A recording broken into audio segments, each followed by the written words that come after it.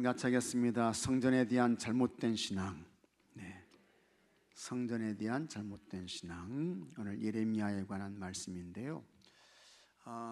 다시 이제 계속해서 말씀드립니다만, 예레미야는 주전 7세기에 예언 활동을 했던 그런 예언자입니다. 정확하게는 627년에 남왕국 유다에서 예언 활동을 시작했습니다.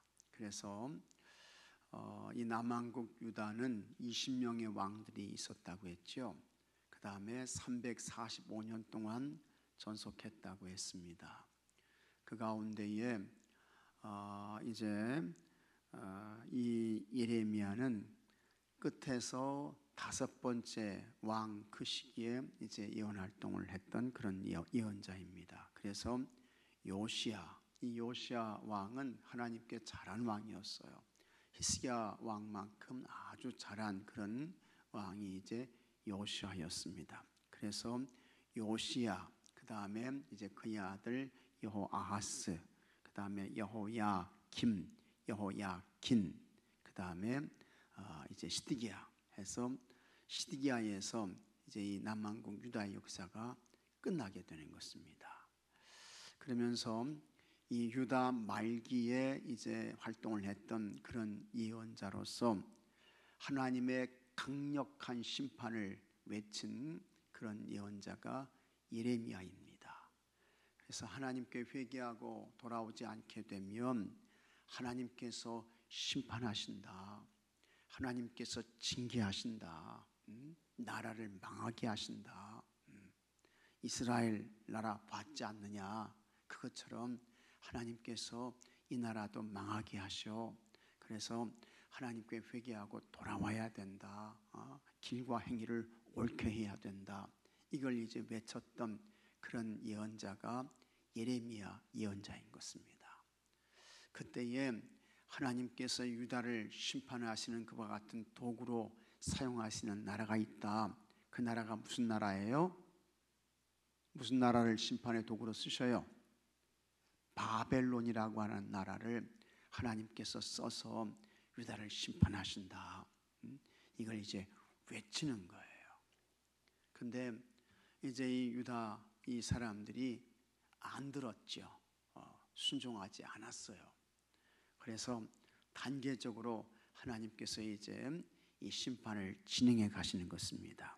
그래서 유다 이 나라가 바벨론이라는 나라에 침략을 받게 되는 것입니다. 3번에 걸쳐서 침략을 받게 되는데 제1차 침략이 몇 년도에 있었다고요? 605년에, 주전 605년에 있게 되는 것입니다. 이때에 이제 바벨론에 포로로 끌려간 유명한 그와 같은 사람이 있어요. 그게 누굽니까? 다니엘이라는 사람이에요. 다니엘이 제1차 포로로 이제 끌려가게 되는 거예요. 그 다음에 제2차 침략을 받게 되는데 그것이 597년이 되는 것입니다. 이때에 끌려간 유명한 사람이 있어요. 누구라고요? 에스겔입니다. 이때 포로로 끌려간 사람이. 그 다음에 제3차 침략이 있게 됩니다. 그것이 589년이 되는 거예요. 그래서는 이 바벨론의 군대가 와가지고 예루살렘 성을 589년에 제3차 침략을 했을 때 2년 6개월 동안 예루살렘 성을 포위해버려요.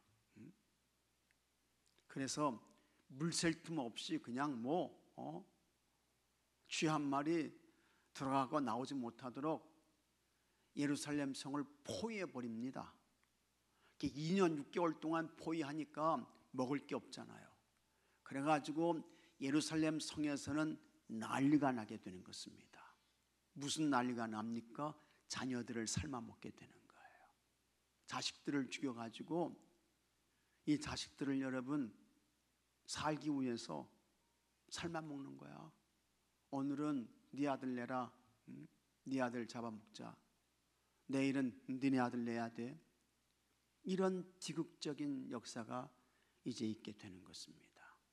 이게 왜 그러냐? 하나님 말씀에 순종하지 않았어요. 하나님께 돌아오지 않았어요. 그래서 바벨론 포로로 끌려가 가지고 몇 년 동안요? 70년 동안 큰 고통과 어려움을 겪게 되는 것입니다.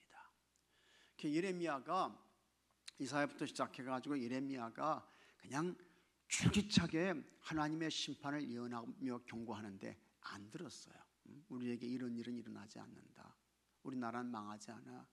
우리에게 성전이 있는데 무슨 얘기냐 하면서 안 들었던 거예요. 근데 이제 하나님께서 심판을 말씀하신 그대로 그것이 이제 실제가 되었던 것입니다. 그래서 예레미야가 이 유다 나라가 망하는 이와 같은 모습을 그의 눈으로 다 직접 보고 경험했어요. 그 비참한 모습들을 1차, 2차, 3차 침략당하고 예루살렘 성이 망하고 그 다음에 성전이 불타고 사람들이 그냥 줄에 엮여가지고 포로로 끌려가고 이런 모습들을 예레미야가 다 본 거예요. 그래서 얼마나 그 모습이 처절하고 처참한지 눈에서 무슨 눈물이 흘렀습니까? 피눈물이 흐른 거예요. 피눈물이. 예레미야의 눈에서. 예레미야의 눈에서요 눈물이 여러분 그냥 흐른 게 아닙니다. 강물처럼 흘러내렸어요. 강물처럼. 피눈물이 흘러내렸어. 그래서 우리가 예레미야 예언자를 말할 때 무슨 예언자라고요? 눈물의 예언자라고 그렇게 이야기를 하는 거예요. 얼마나 눈물을 많이 쏟았던지. 예루살렘이 망하는 그와 같은 모습 보면서 성전이 불타는 그와 같은 모습을 보면서 성전 기명 다 약탈당했어요. 성전이 불타버렸어요. 성벽이 다 무너져 내린 거야. 그런 모습을 보면서 그게 얼마나 처참하고 처절했던지요. 예루살렘의 눈물을 펑펑펑펑 쏟아내는 거예요. 그게 눈물의 예언자야. 근데 오늘 말씀 가운데에서는 예레미야가 하는 이야기가 성전에 대한 이야기를 하는 것입니다. 성전에 들어와 가지고 앉아 있다고 해가지고 하나님이 우리에게 은혜를 베푸시느냐, 하나님이 우리의 허물과 죄를 용서하시느냐, 그게 아니라는 거예요. 성전에 앉아서 성전에 들어와서 성전터는 밟는데 성전 밖으로 나가게 되면 온갖 불의와 부정과 불법과 그와 같은 못된 짓은 다 하는 거예요. 성전과 성전 안에서의 그와 같은 생활과 성전 밖에서의 생활이 달라, 틀려, 동일하지가 않아. 그러니까 이와 같은 이 모습에 대해서 이 예레미야가 강력하게 경고하면서 길과 행위 옳게 하지 않게 되면 하나님의 망하게 하셔, 하나님의 심판하셔, 하나님의 무서운 징계가 와, 그것을 외치고 있는 것이 오늘 본문의 말씀이 되는 것입니다. 그래서 여러분 한번 같이 하겠습니다. 우리는 하나님 앞에서 살아야 합니다. 그렇습니다.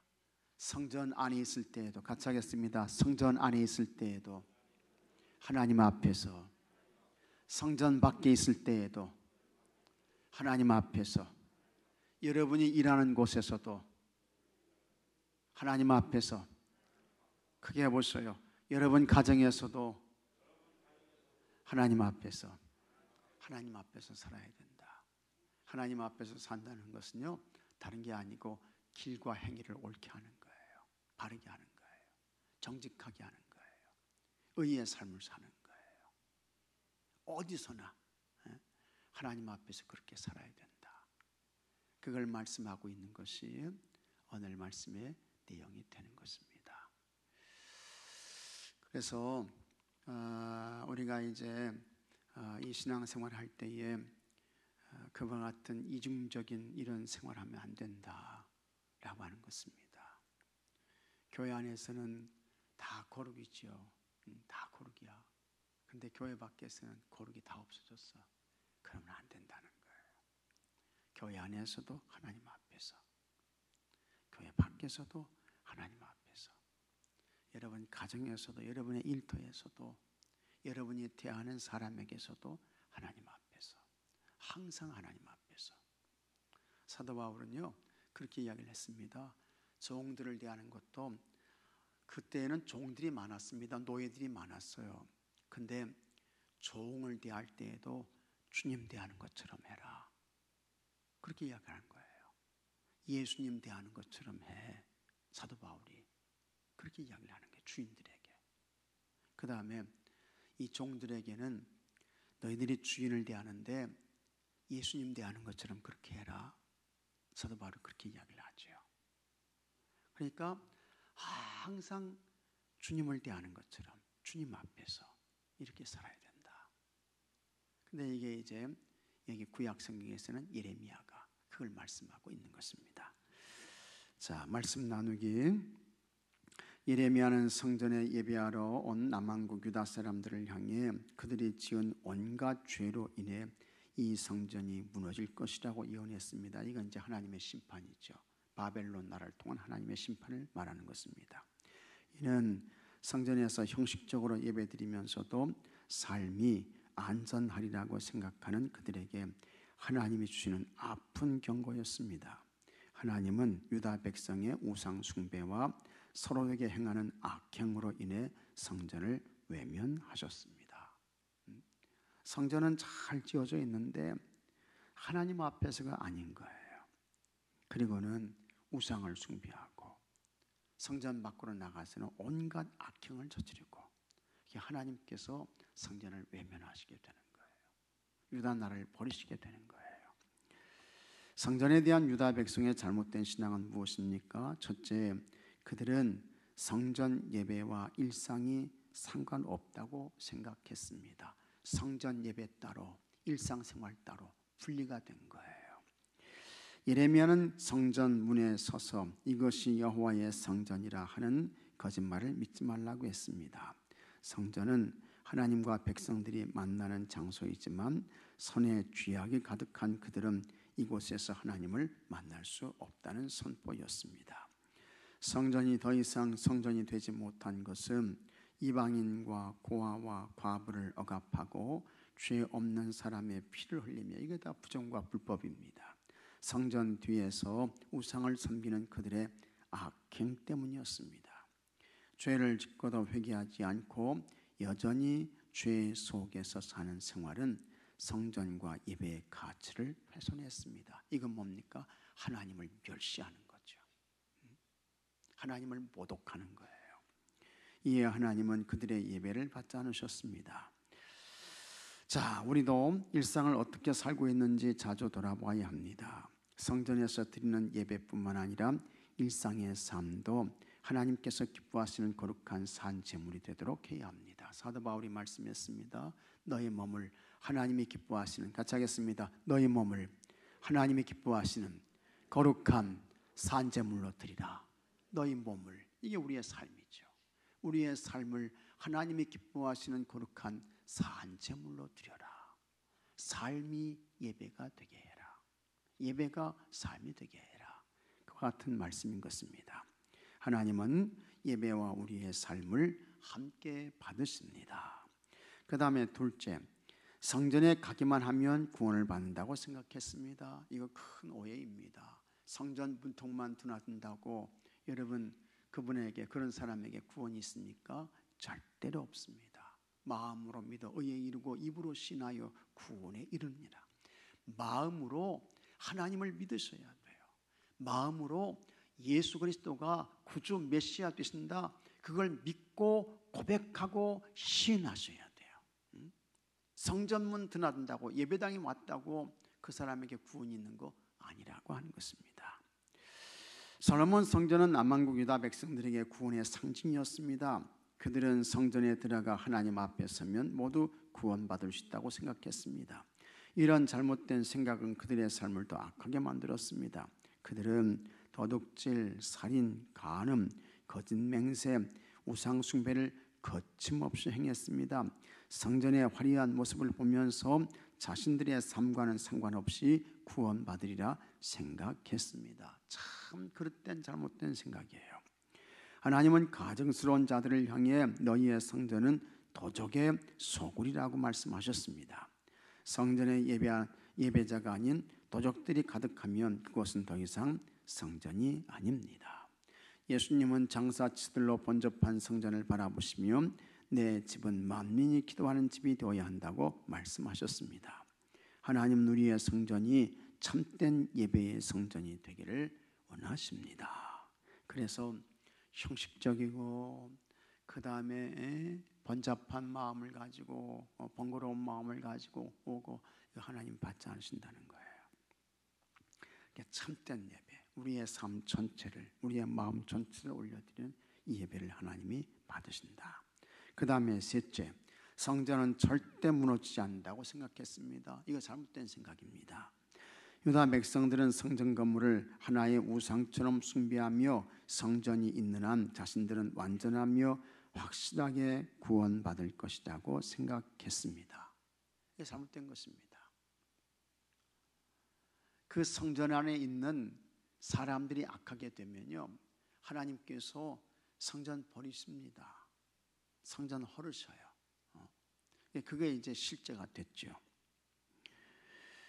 그러나 하나님은 실로의 성소가 무너진 것과 같이 이 성전도 무너질 것이라고 말씀하셨습니다. 잘못된 신앙을 가졌던 엘리의 두 아들 홈니와 비느하스로 인해 이스라엘은 언약궤를 잃어버리고 블레셋 나라의 언약궤를 빼앗기잖아요. 이 소식을 듣고 엘리 대제사장이 목이 부러져 가지고 죽잖아요.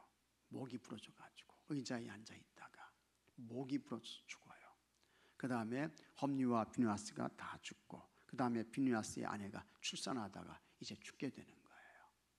그래서 이제 그 태어난 아들의 이름을 이가봇이라고 했죠.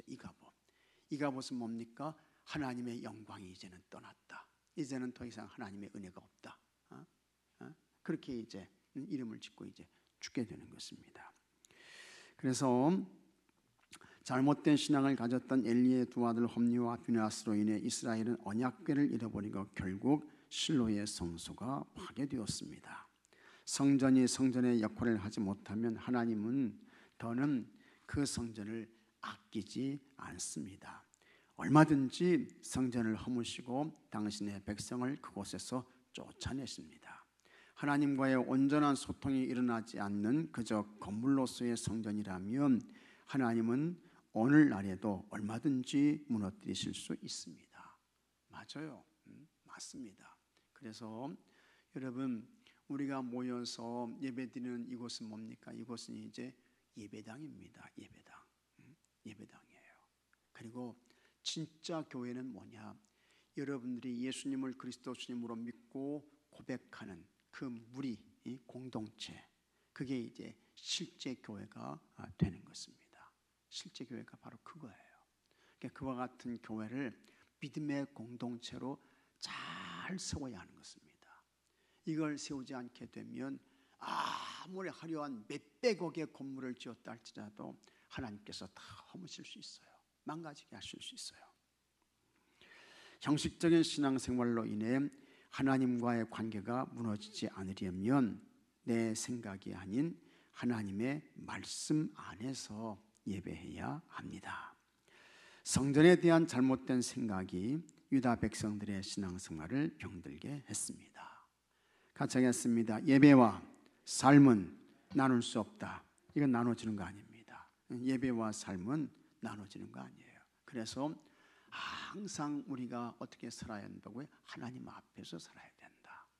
예배당에 안에 있을 때에도 하나님 앞에서, 여러분들이 일터로 돌아가서도 하나님 앞에서, 가정에서도 하나님 앞에서, 사람을 대하고 만날 때에도 하나님 앞에서. 그래서 예배와 삶은 나눠지고 분리되는 것이 아니다라는 것입니다.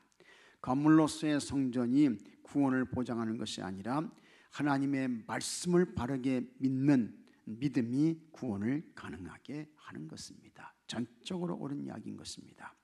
바른 예배가 드려지지 않는 성전은 한순간에 무너질 수 있습니다. 따라서 성도는 하나님의 백성다운 삶을 살면서 하나님의 백성다운, 하나님 앞에서 사는 거예요. 하나님의 백성다운 삶을 살면서 참된 예배를 하나님이 기쁘게 받으시는 신령과 진리에 우리의 삶 전체를 하나님께 올려드리는 참된 예배를 우리가 하나님 앞에 드려야 할 줄로 믿습니다.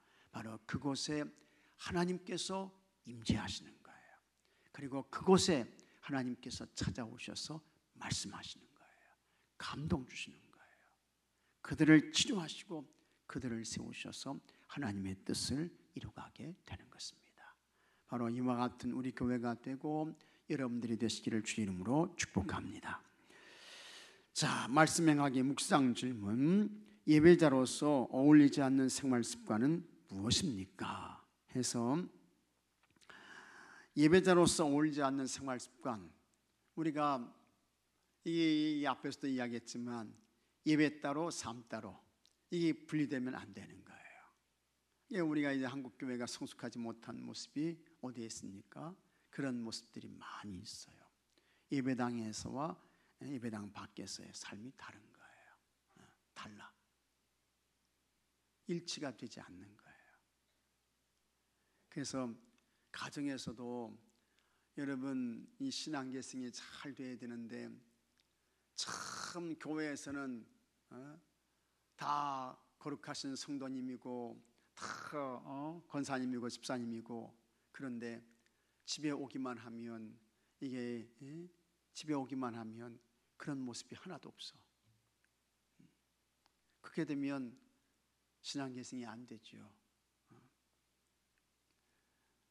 아버지가 믿는 하나님 나 안 믿겠습니다. 이렇게 나오게 되는 거예요. 교회에서는 기도할 때 대단한 엄청난 굉장한 기도를 하는데 집에 오게 되면 언어 폭력을 사용하게 되고, 그 다음에 물리적 폭력을 행사하고, 이렇게 되면 그 아버지가 교회에 와서 기도하는 그 하나님을 우리 자녀들이 잘 믿고 계승하겠습니까? 안 되는 거죠. 안 되는 거예요. 요즘 세상에 여러분 비밀이 어디 있습니까? 제가 이렇게 보니까 참 무서운 세상이 됐어요. 그래서 20년 전에 학교에서 선생님에게 맞은 그 폭력을 고발합니다. 이런 것들이 막 나와요. 20년 전에. 그거 처벌할 수 있습니까? 이런 게 막 나와요. 참 쉽지 않은 것과 같은 세상이 됐어요.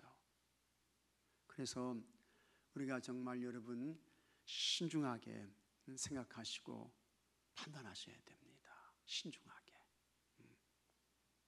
그래서 교회 안에서도 장로님이시고 가정에서도 장로님이시고 교회 안에서도 진지하게 기도하시는 권사님이시고 가정에서도 참 진지하게 기도하시는 그와 같은 어머니 권사님이 되시고 아빠 권사님이 되시고 그러셔야 되는 거예요. 여러분의 일터에서도 마찬가지예요. 교회에서 거룩거룩 하시는 권사님인데 그 생활 삶의 현장에 직장의 일터에서 오시게 되면 저번 중앙교회 권사가 맞아? 이렇게 되는 거예요. 그럼 전도가 안 되죠. 당신이 믿는 그와 같은 하나님 난 필요 없어. 이렇게 되는 거예요. 항상 신중하셔야 돼요. 깊이 생각하시고 아주 조심하셔야 되는 것입니다. 자, 그 다음에 하나님께서 내 생활을 점수로 매기신다면 몇 점을 주실까요? 여러분 스스로가 잘 한번 점수를 매겨보시기 바랍니다. 하나님 앞에서 나는 하나님이 점수를 주신다고 하면 몇 점을 받을 수 있을까? 글쎄 절반 50점은 받을 수 있을까? 잘 한번 여러분 스스로가 생각해 보시기 바랍니다. 우리 같이 한번 생각해 보셔야 돼요. 난 하나님께로부터 몇 점 받을까 하는 것입니다. 그 다음에 신앙이 무너지는 듯한 충격적인 일이 있었다면 그것은 무엇이었습니까? 하여튼 여러분 잘 기억하셔야 될 것은 다시 한번 같이 하겠습니다. 예배의 실패자가 되면 인생 실패자가 된다. 잘 기억하셔야 돼요. 하나님께 드리는 진정한 이 예배의 단이 무너지게 되면 그 사람에게 그 인생에는 하늘문이 닫힌다. 꼭 기억하셔야 됩니다. 그러면 하늘문이 닫히게 되면요 다 무너지는 거예요. 다 없어지는 거예요. 다 사라지는 거예요. 삶에 적용하기, 우리 교회 예배가 은혜 넘치는 시간이 되기 위해 내가 할 수 있는 일은 무엇인지 생각해보고 실천합시다. 그래서 여러분 예배 시간에 빠지지 마시고 일찍 오십시오. 일찍 오시고 저 뒷자리에 앉지 마시고 앞에 오셔서 앉으시고, 그 다음에 눈 부릅뜨고 진지하게 하나님 말씀 잘 들으시고요. 잘 들으시고, 그 다음에 찬송 전심으로 부르시고 마음 다해서 기도하시고, 작은 것에서부터 우리가 이제 실천하시면 되는 것입니다. 그래서 우리 교회가 정말 하나님께서 임재하시는, 하나님께서 찾아오셔서 말씀하시는 그와 같은 예배를 올려드리는 여러분들이 되시기를 축복합니다.